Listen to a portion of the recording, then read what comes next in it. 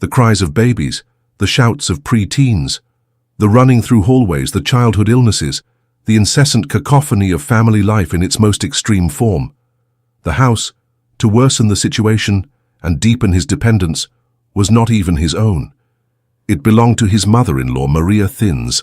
Maria Thins was no ordinary widow. She came from a wealthy and prominent family in Gouda, and was a woman of formidable character, a devout Catholic, and by all accounts the true matriarch who controlled the finances and dynamics of that crowded household. Vermeer, who had been baptized in the Protestant Reformed Church, converted to Catholicism to marry Katharina in 1653.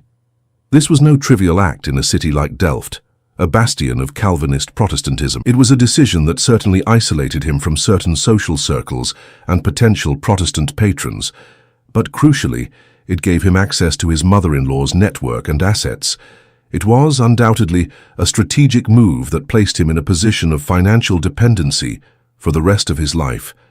And this house, the place he used as his studio and home, was a veritable cauldron of tension. Legal documents from the period, meticulously unearthed by the economic historian John Michael Montias in his monumental work on the Delft archives, reveal a dark and violent picture. Katharina's brother, Willem Bolnis, also lived with them. Willem is described in court records not just as a spendthrift, but as a man of explosive temper and extreme abuse. There are formal depositions, including from Katharina herself and a family maid named Tanneke, describing how Willem frequently verbally and physically assaulted his sister, even when she was pregnant. There are accounts of him dragging her by the hair, of threatening her with a stick tipped with an iron point, and of attempting to attack Vermeer himself. Katharina once testified that she lived in constant fear of him. This was Vermeer's domestic environment, not a sanctuary of peace, but a stage for domestic violence, overpopulation, incessant noise, and a humiliating financial dependence under his mother-in-law's roof. Now, look again at his paintings. The solitary female figures, the women absorbed in their private worlds, the immaculate geometric order of the spaces, the almost total absence of children. What we are seeing is not a reflection of Vermeer's reality. It is a reaction to it. It is a visceral denial, an act of will to create an alternative reality. Every brushstroke that created an empty, light-washed wall was an act of exorcism against the chaos and violence that reigned on the other side of his studio door. His canvases were his only space of absolute control, the only place in the universe where he could impose the silence, the order, and the beauty that his daily life so brutally denied him. The peace in Vermeer is not the peace of passive contemplation. It is the peace of desperate longing, the peace of escape. This is the first and most fundamental disturbing truth. Vermeer's sublime art was not born from serenity, but was forged in the fire of domestic despair. If his family life was a psychological torment, his financial situation was a bottomless abyss that was slowly swallowing him whole. Vermeer was not an aristocratic dilettante. He was a working man, a master craftsman registered with the Guild of St. Luc, the trade corporation that encompassed painters, glaziers, printers, and other artisans. He desperately needed to sell his work to survive. He inherited from his father, Reinier Janszoon, not just the profession of an art dealer, a meester kunstverkoper, but also the debts that came with the Mechelen Inn, which his father ran on Delft's Market Square. From the very beginning of his career, Vermeer was on unstable financial ground.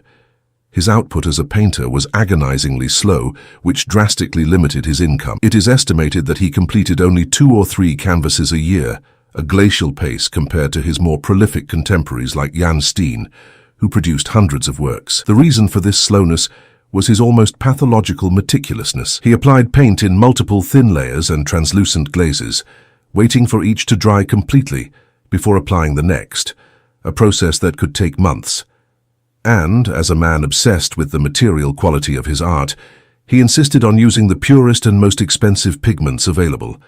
His love for natural ultramarine blue, extracted from the semi-precious stone lapis lazuli, which had to be imported at exorbitant cost from the mines of modern-day Afghanistan, is legendary. This pigment was, quite literally, more expensive than its weight in gold.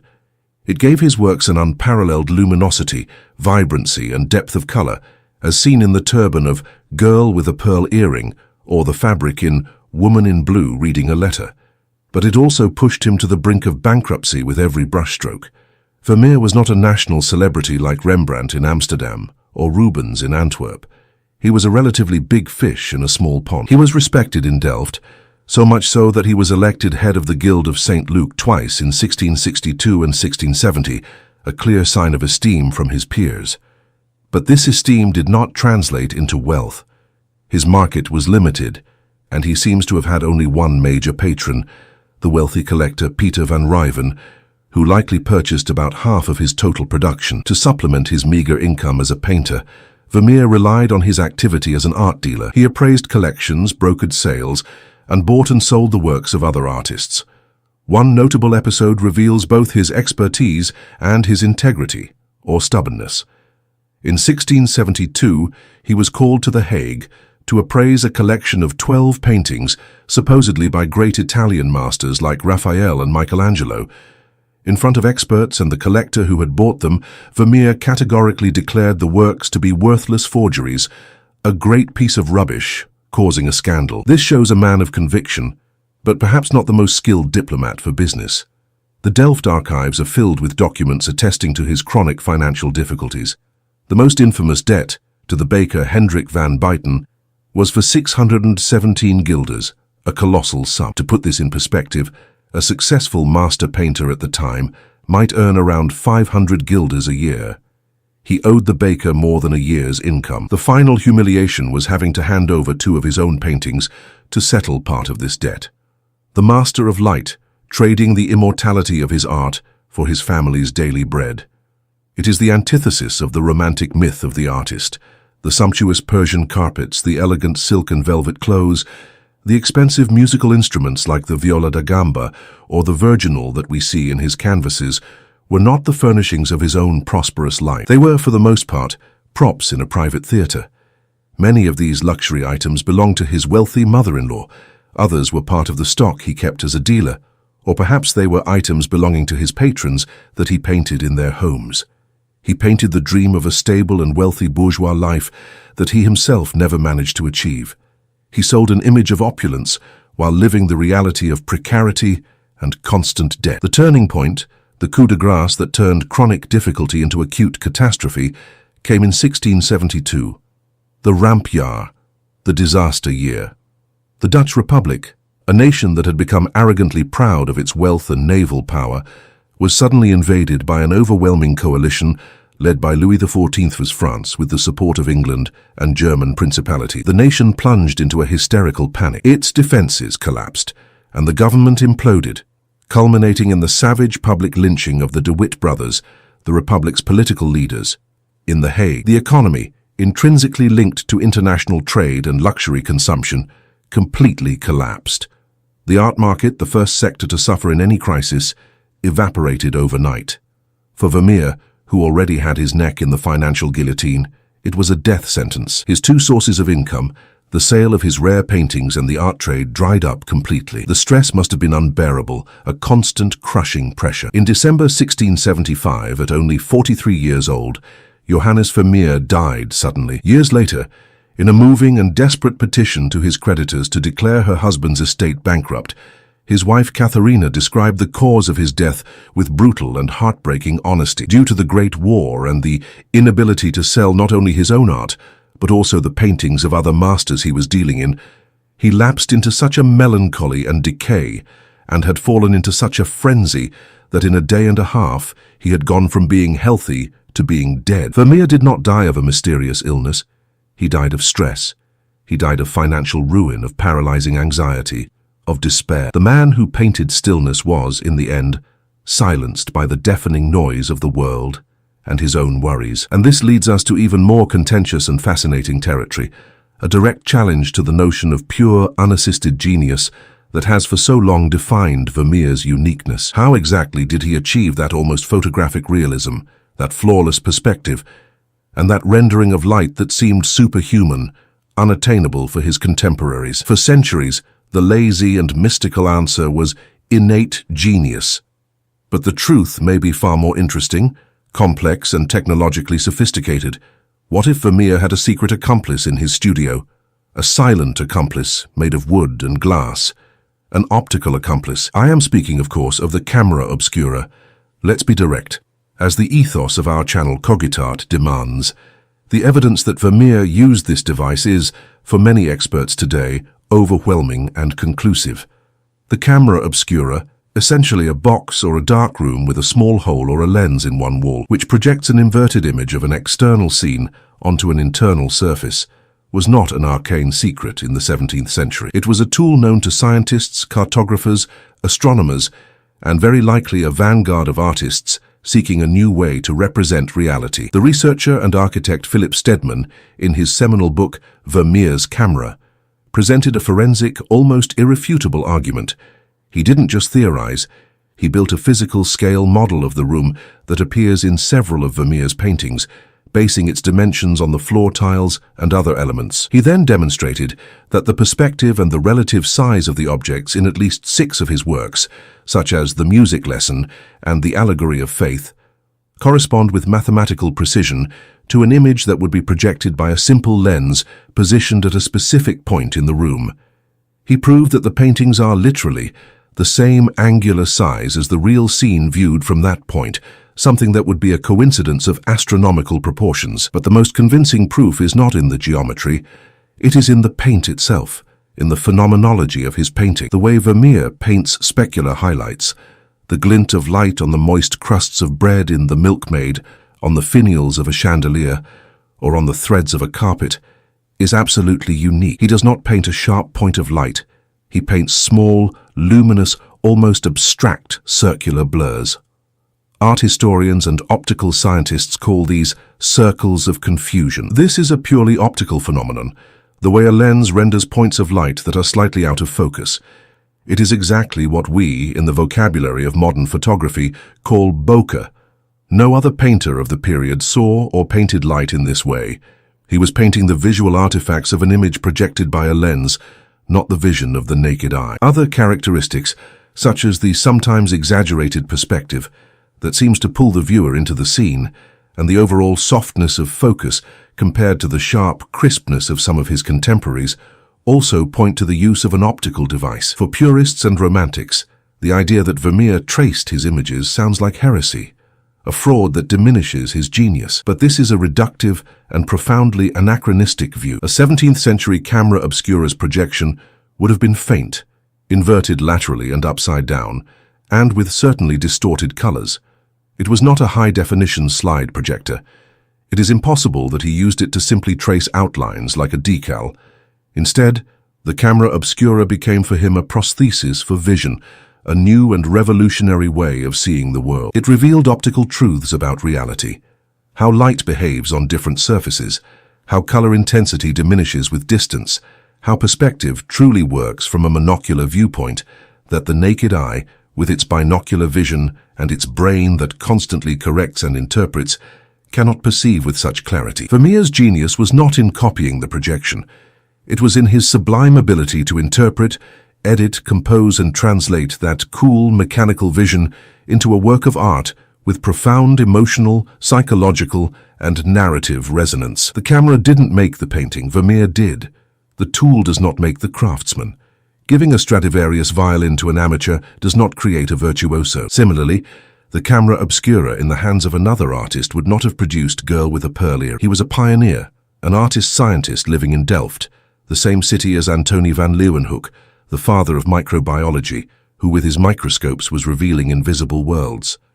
Vermeer, with his camera, was doing the same, revealing the invisible truths of light and space. The disturbing truth here is not that he cheated, but that his genius was far more analytical, experimental, and profoundly modern than the image of the dreamy poet would have us believe. And before we move to the final and most important piece of this puzzle, the work that holds the key to his soul, remember, if this deep dive into the complex mind of an art master is the kind of content you value, please make sure you are subscribed to Cogitart and that you have left a like. Your participation allows us to continue this archaeological dig into art history, bringing light to the darkness. We now arrive at the point of suspension, at the most sacred, enigmatic, and revealing object in the entire Vermeer universe, the canvas we know today as the art of painting. This work of an ambition and complexity unparalleled in his output is his testament, his manifesto, his declaration of principles. In it we see a painter presumed to be an idealized self-portrait of Vermeer himself with his back to us, a gesture of humility and, at the same time, of universal authority. He is in his studio, before a blank canvas on an easel in the act of beginning to paint. His model, standing by the window, personifies Clio, the muse of history and Greek mythology. She is arrayed in her classical attributes: a laurel wreath, symbolizing eternal fame and glory, a thick-spined book representing history itself, and a trumpet, which proclaims great deeds. The environment is a microcosm of Vermeer's ideal world, a temple of art. A heavy, sumptuous tapestry curtain in the foreground is pulled aside, as if we are being granted privileged access to a secret ritual, a sanctum sanctorum. On the back wall, a magnificent and minutely detailed map of the 17 provinces of the Netherlands dominates the scene. This is a real map, created by the cartographer Klaas Janszoon Visscher. The choice of this specific map is crucial. It shows the Netherlands and Flanders united, before their political and religious separation, a nostalgic and powerful statement about the history, culture, and greatness of the nation, of which the painter presents himself as the chronicler and interpreter. The light, the composition, the technical execution, the painstaking detail, everything here reaches a level of perfection that borders on the divine. And here is the detail that takes our breath away, the fact that defies all the logic of his biography and his desperate situation. Vermeer never sold this painting. It was the one he kept in his possession until the very end of his life. Think of the crushing weight of this decision. The man who traded his art for bread, the man drowning in debts that led to a premature death, the man whose family was on the brink of destitution, refused to part with his most complex, most ambitious, and, without a shadow of a doubt, most valuable work. Why? The answer transcends economic logic and plunges into the depths of psychology. After his death, legal documents reveal Catharina's desperate and cunning struggle to protect this specific canvas from the ravenous creditors. She legally transferred it to the ownership of her mother, Maria Thins, in a clever maneuver, falsely claiming the painting had been given as payment for a debt of food and rent. Why so much effort to save this single piece from the shipwreck? Because the art of painting was not a financial asset for Vermeer. It was his sacred relic. It was the materialization of his deepest identity as an artist, his intransigent defense against a world that saw him as a failed merchant and an overburdened, unsuccessful family man. On the canvas, he is not the indebted Johannes of Oude Langendijk.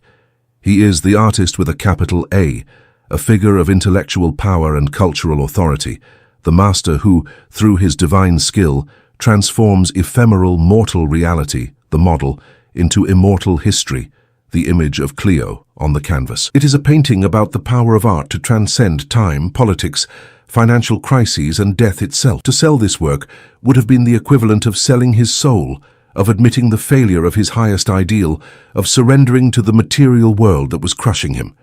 In an ocean of compromises, failures, and daily humiliations, this canvas was his island of integrity, the irrefutable proof that, despite everything, he was a genius.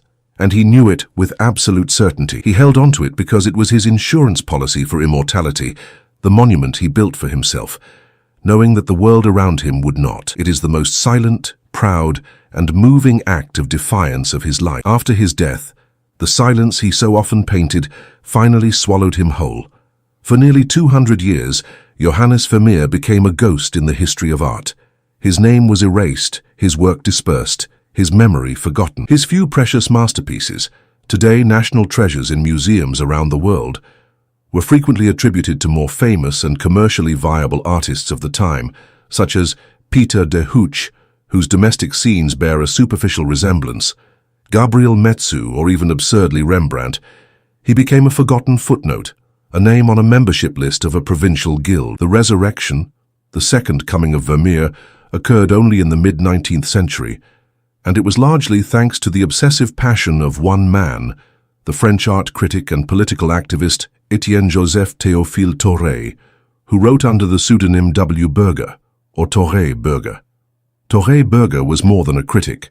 He was a political radical, a fervent Republican who was exiled from France for his revolutionary activities. Perhaps because he was an outsider, a man who questioned established structures, he was able to see what the art establishment did not. Traveling through the museums of Europe, he began to identify a unique hand, an unmistakable stylistic signature in paintings attributed to different artists. It was a signature made of light, color, stillness, and a subtle psychology. He began a detective's crusade, a true artistic treasure hunt, scouring archives, auction catalogues, and private collections to reassemble the lost works of this master, whom he romantically and aptly nicknamed the Sphinx of Delft. It was Thoré Berger who exhumed Vermeer from obscurity and introduced him to the modern world, a world that, with the advent of photography, was finally ready to understand his unique, optical vision of reality. So what in the end is the disturbing truth about Vermeer? It is not a single shocking secret, like a crime or a scandal. It is something much deeper, more human, and more heart-wrenching. It is the brutal cognitive dissonance between the celestial perfection and absolute order of his art, and the hellish, chaotic reality of his life. The truth is that the peace, the order, and the beauty that comfort and fascinate us in his canvases were not a reflection of his world, but a desperate escape from it. He was not just a painter, he was a masterful illusionist, an architect of ideal worlds who used the canvas as his one true refuge. He was a technological vanguardist, a scientist of vision who, in tune with the spirit of his age, used a machine to decode the secrets of light and perception. And he was a man of ferocious artistic integrity, who, even in the most abject ruin, had the strength and foresight to protect his own legacy, his soul transubstantiated in the art of painting. Knowing these truths does not in any way diminish his genius. On the contrary, it enhances it, makes it more potent, more visceral, and infinitely more moving. It transforms him from an ethereal, distant spectre, the Sphinx, into a man of flesh, bone, debt, fear, and immense artistic courage. His story is the ultimate testament to human resilience and the redemptive, transcendent power of art. The beauty he left us is infinitely more precious because we now understand the human cost, the sacrifice, the pain, and the struggle that were required to create it. The next time you have the privilege of standing before one of his works, do not just see the light on the wall, the pearl in the earlobe, or the thread of milk. See the titanic struggle of a man against the darkness and the silent miracle of his victory. Thank you for staying with us on this deep, revealing, and hopefully transformative journey. The history of art is filled with narratives like this, human truths hidden under layers of varnish, myth, and time. If you wish to continue this journey with us, uncovering the secrets behind the masterpieces and looking at art with renewed, critical eyes, please don't forget, if you haven't already, to subscribe to the Cogitart channel and activate notifications so you don't miss our next dives. Explore the other videos we have already prepared for you. Your curiosity is the light that guides our work. Until next time.